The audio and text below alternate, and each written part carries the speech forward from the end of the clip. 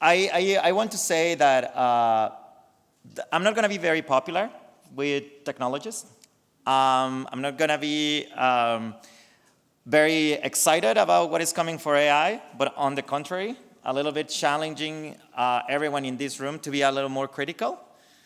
I also want to say that I'm talking here in my personal capacity, and right now I talk with a lot of policymakers, and they are always, oh, Alejandro said, and then the entire world changes, and there is press releases. So I'm talking here in my personal capacity, and something that I want to say, and I want to invite you, technology is changing so fast that what I'm going to say today, maybe in 1 year, if Toronto Public Library decides to invite me again after what I'm going to say, maybe I'm going to say something completely different. And I just want you to be aware that technology is changing, and we need to be adapting ourselves to also the pace of technology.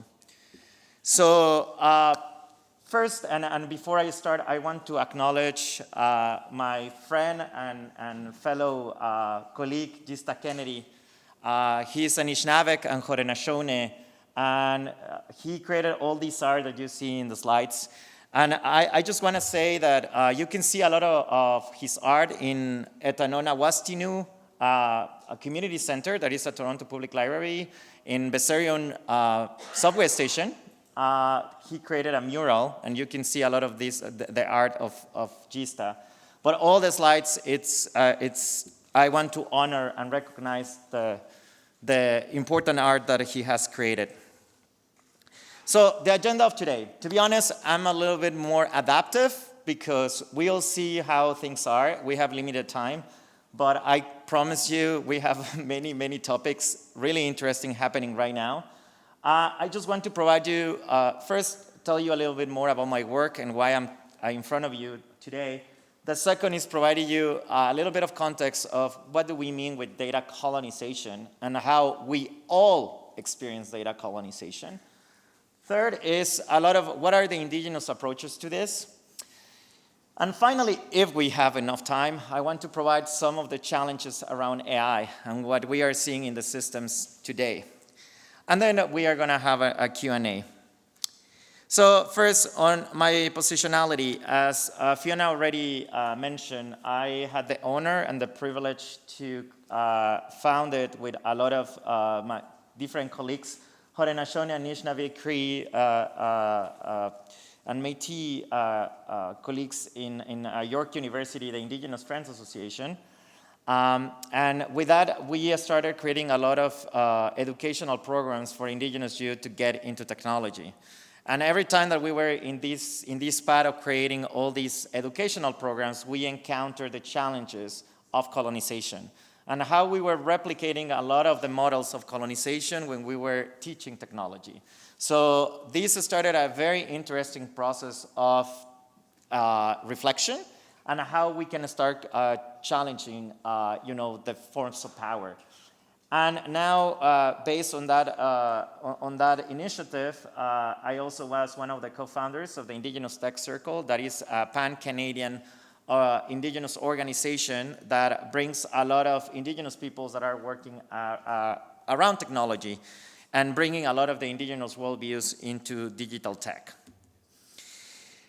Why I think it's important? Because now in my current role, I'm in a lot of global stages, and a lot of what happens in the local communities are affecting at the global level.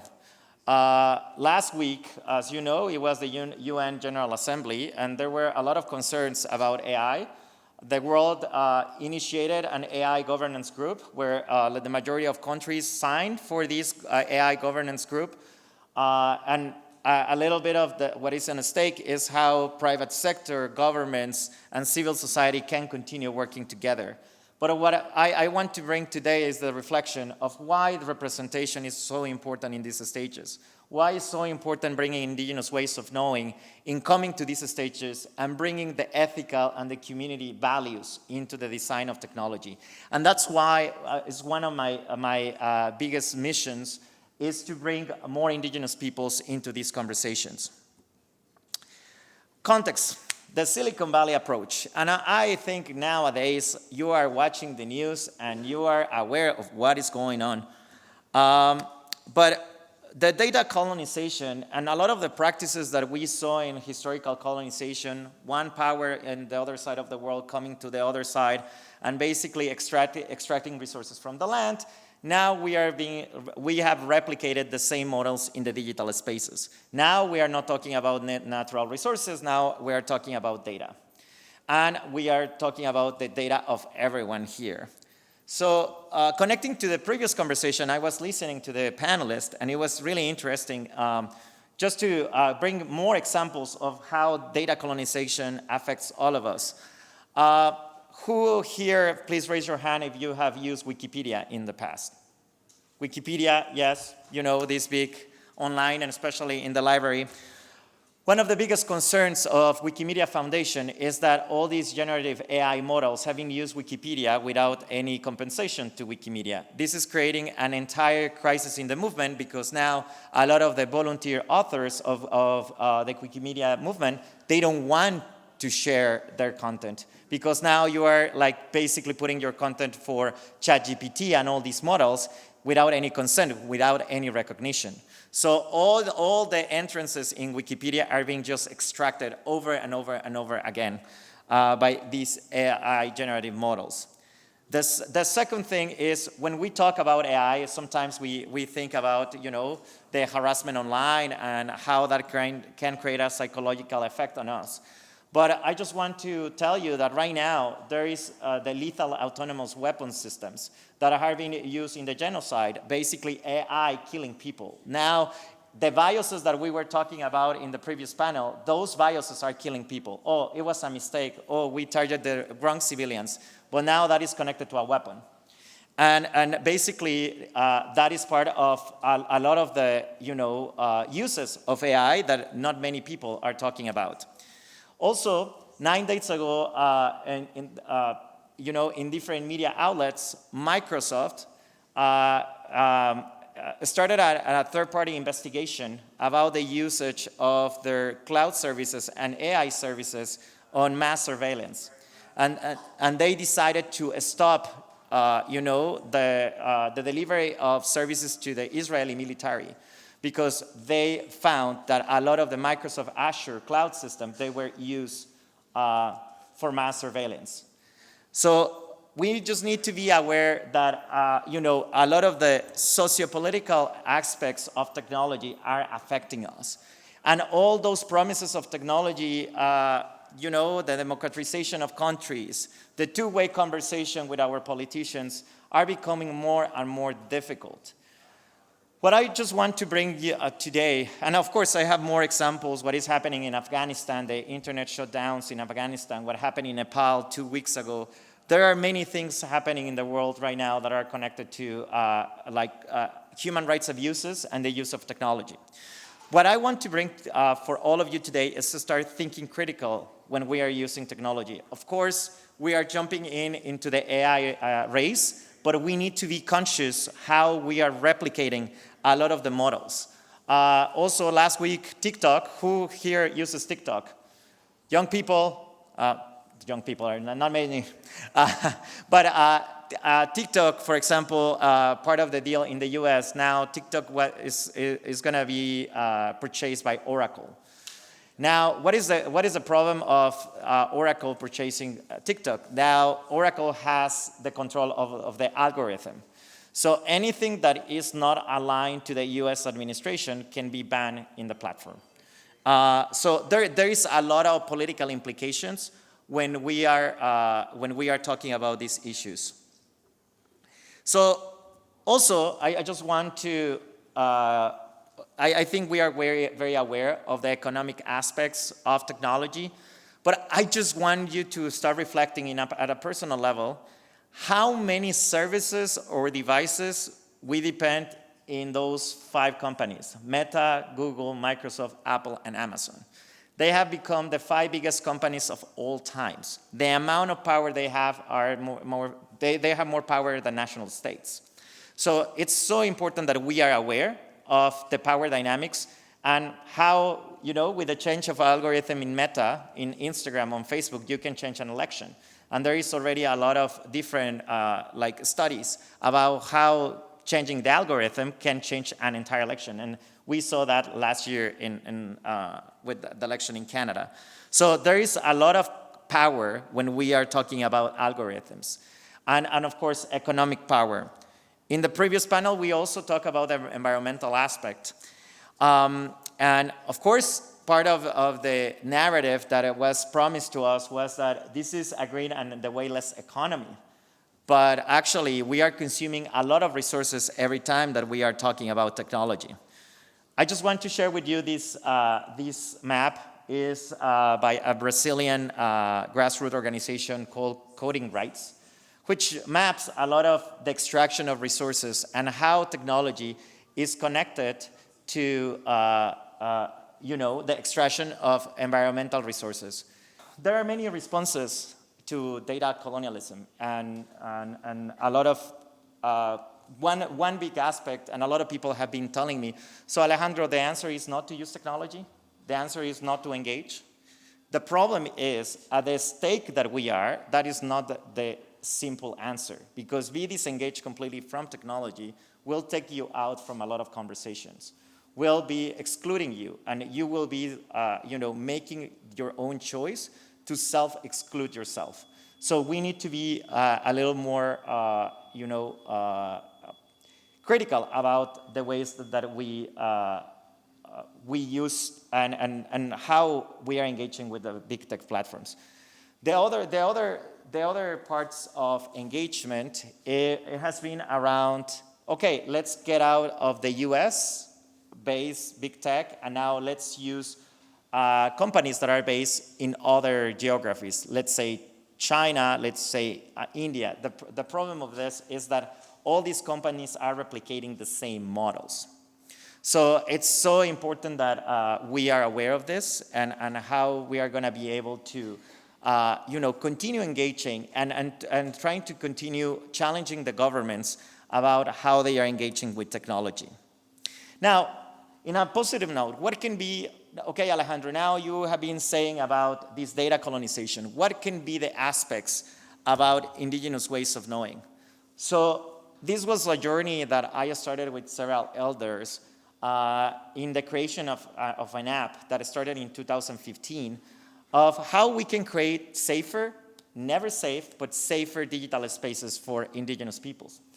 And what we realized is that we have 4 different aspects that in general, I really want to share these aspects because if you are in a position of power to decide and to inform technology is something that I want to invite all of you to bring into your conversations. First is about software. How you can bring, for example, indigenous ways of knowing, bringing indigenous identities into the design of technology. The idea of this is not just to indigenize the space, but there is an important aspect of bringing a diverse group of people in the design of technology. You are bringing also the communal aspect. As Fiona mentioned before, it's not about profit, but it's about how this technology is embracing community, is for a common good. And this is a lot of what we see in the open source movement, how we can bring that common good for everyone. And this is a lot of what has been missed in Silicon Valley. This is not for a common good. This is for my own profit. So how it's so important to bring these aspects. And for example, also the aspects of the environment. How my technology is going to affect the environment in the long term. What is the environmental impact that my technology is going to have in the land that I'm living in? The second aspect is about the embodiment. How the different aspects from your body, from the land, and from your community translates to the digital space. I always say that when we see, for example, online bullying, cyberbullying, harassment, this is a very physical way to see the effect of digital spaces in the body. That cyberbullying that someone is receiving can be translated to a physical damage in the body. But in the same way that it can be a harm tool, you can also use it for good. So how that those spaces are translated for something positive. There is a lot of potential with some health applications, but also movements across different activists in order to organize themselves. you see that a lot of the activism in the world right now is managed through digital spaces. So how we are embodying and connecting those conversations about the land to into the digital and the digital back. And this is an important aspect when we are designing technology, how my technology is going to be translated. The other aspect is the decentralization. Because the idea is not that we create the new Canadian Meta or the new Canadian Apple or the new Canadian Google. The idea is how we can decentralize power. What is the problem, for example, right now that a lot of European countries are facing? As you know, a lot of the threats of the US administration is putting a lot of tariffs, but a lot of restrictions as well for Canada and for Europe. But what is the big challenge? The big challenge right now is that the US companies need to follow the US administration. So right now, the European Union is facing a big challenge because all their systems are based in Google, Microsoft, how they are going to transfer all that technology to something else that is developed in Europe. So this is very important, how we can start the decentralization of the digital infrastructure. And something that was mentioned in the previous panel, that is about intellectual property. Indigenous data sovereignty, that is a complex topic of how we can recognize, and I love what Avery mentioned, about the recognition, the control, and the compensation of all the information that we are providing to all these generative AI tools. And these conversations about indigenous data sovereignty started in a lot of academic settings, and especially when we were talking about research. But now we are seeing that this is also transferable to digital spaces. And now the biggest archives of knowledge in humanity are the social media platforms. So now a lot of what libraries have been experiencing for a long period of time, the same challenges now are being experienced in social media. So how we can start thinking about these aspects that indigenous peoples have been looking at about collective ownership of knowledge, and especially when all these platforms are always extracting the data. I'm not going to go in details about indigenous data sovereignty because we have limited time, and I think I really want to spend a little bit more time on the AI part because I think this is very relevant for today's conversation. I just want to point out that Gista created this image, this graphic, because for him, as an artist, it's like how, the digital black snake, as he called it, is extracting the knowledge, right? And creating duplicates of his art, right? I want to talk about several paradigms that are very disruptive in many different ways about the paradigms when we are talking about AI.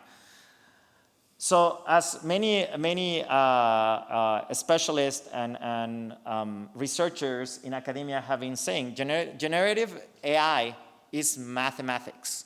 You are putting like a massive amount of data, and then, of course, through a mathematical model, you are getting an output.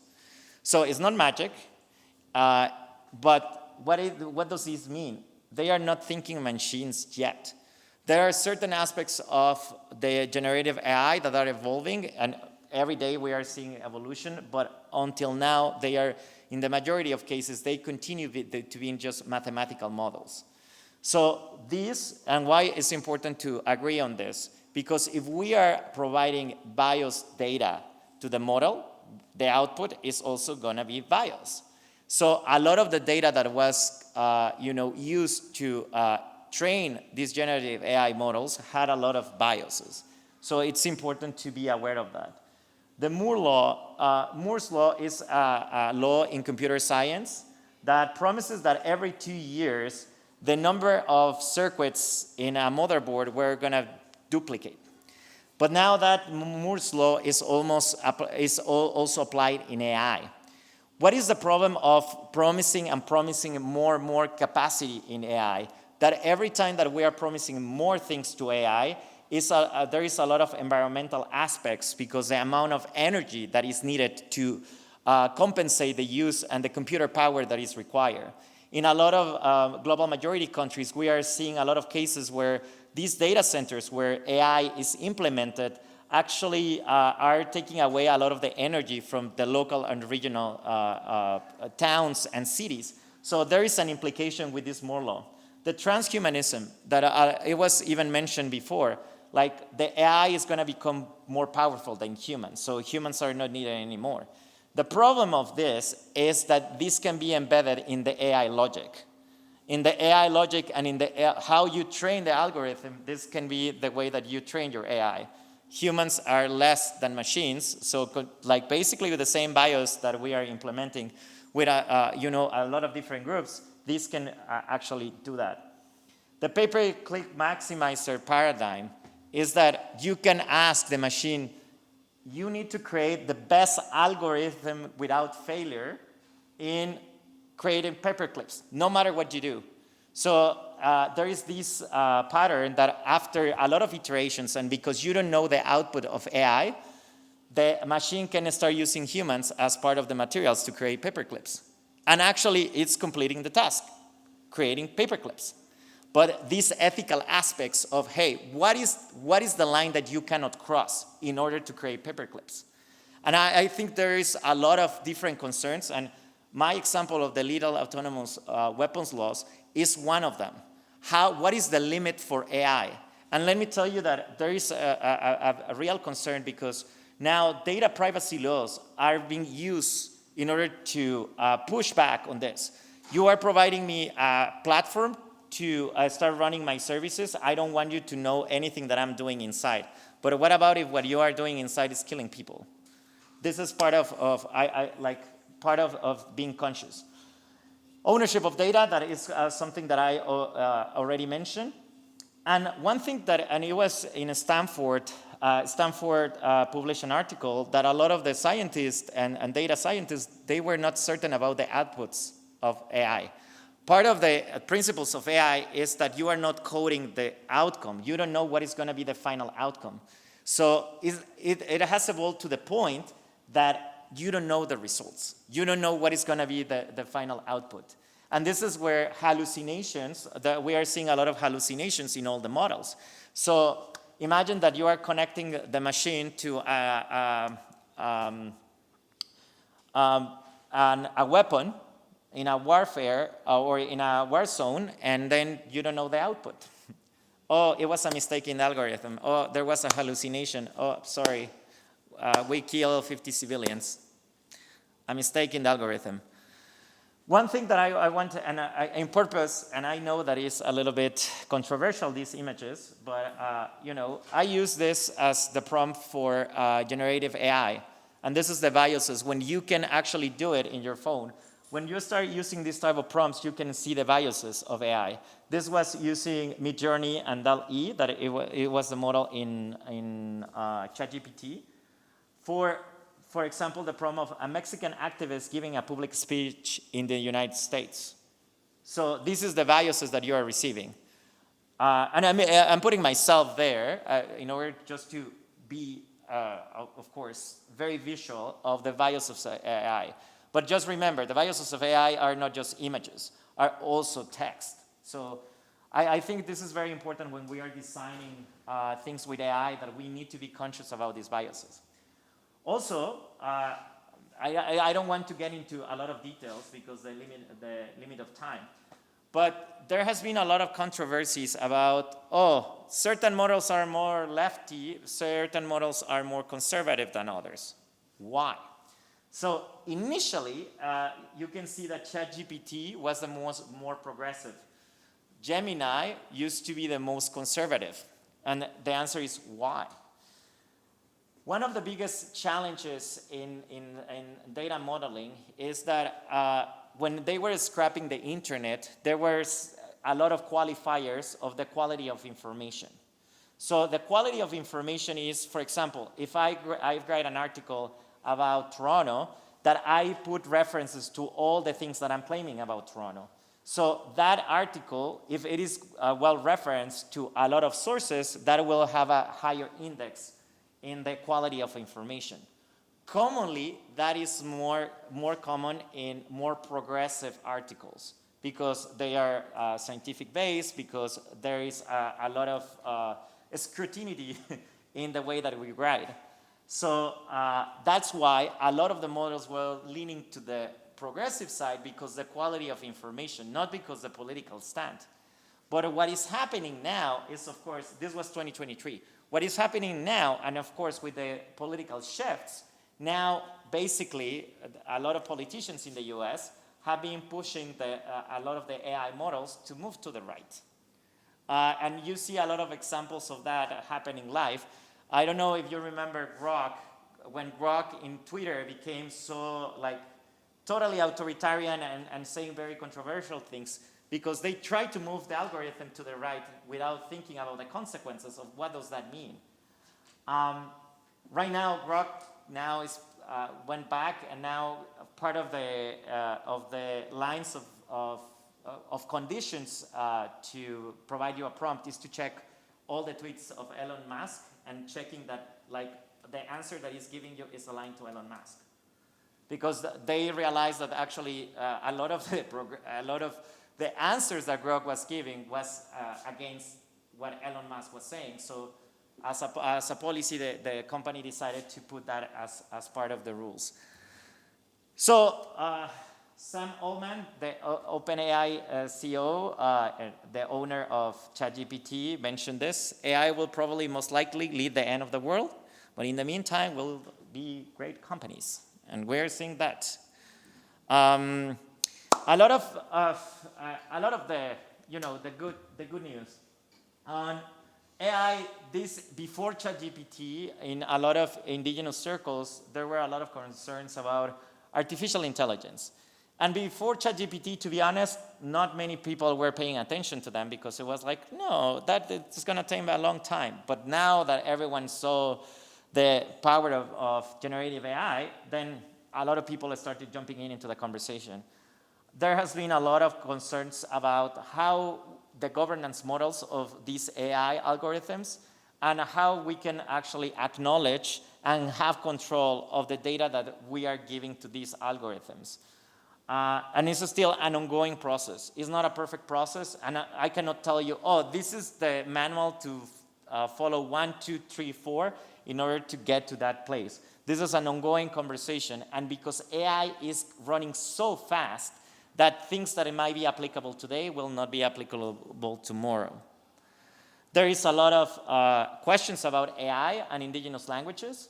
Like, one of the biggest challenges at this moment is you need a massive amount of data, and the problem is in a lot of indigenous languages you don't have a lot of massive written data. So that is one of the biggest challenges in order to inform these AI models. But more importantly, and going back to my point of governance, who is going to benefit from these AI training models of indigenous languages? Commonly are not going to be the communities that are speaking the language, are going to be external researchers or academics working on the field. There is a lot of work being done in Canada, and Animiki did a very interesting paper on, and it's free for all of you to download, Understanding and Resisting Generative AI. One interesting point that I want to share with you: every time that you use a prompt in ChatGPT, you are wasting 3 bottles of water. So just be aware that if you are going to be asking 20 things every morning to ChatGPT, you are wasting 60 bottles of water. So be aware of the environmental impact that you are creating with your inquiries. And a lot of, again, this is a visual from Gista, is what is coming for us. And I think that community-based approach and how we can continue creating generative models that are community-based. I just want to share with you, some resources. If you want to continue learning, this is an ongoing process about, how the Indigenous Friends Association continues to engage in this type of conversations. But as I said, this is an ongoing conversation that requires the involvement of all of you. So with that being said, I just want to close this keynote with a call to action to all of you. Right now, I know that I dropped a lot of bad news. And I drop a lot of, that critical thinking when we are thinking about AI. And I am aware that a lot of people in this room, their entire work, life, and job is around AI. And I recognize that. And I know that it's challenging sometimes to reconcile, hey, my entire life now is AI, and now you're telling me that AI is evil. What I'm just trying to invite you is to be more reflective and more critical every time that we are like jumping into a new technology. I love what Avery mentioned in the last panel. It's about trust. But trust and transparency. But I think that we need to go a little bit further. It's also about regulation. Because trust, believe me, our politicians are not going to have the trust and transparency to tell us that they are surveilling us. And of course, that is part of the ethical problems of all these technologies. So that is the call to action to all of you. Be more critical every time that you see something that sounds so good. Just do a little more research, not in ChatGPT. Do a lot more research by yourself, being critical, and think twice before you engage an entire community or you engage your entire family in a certain technology. Thank you.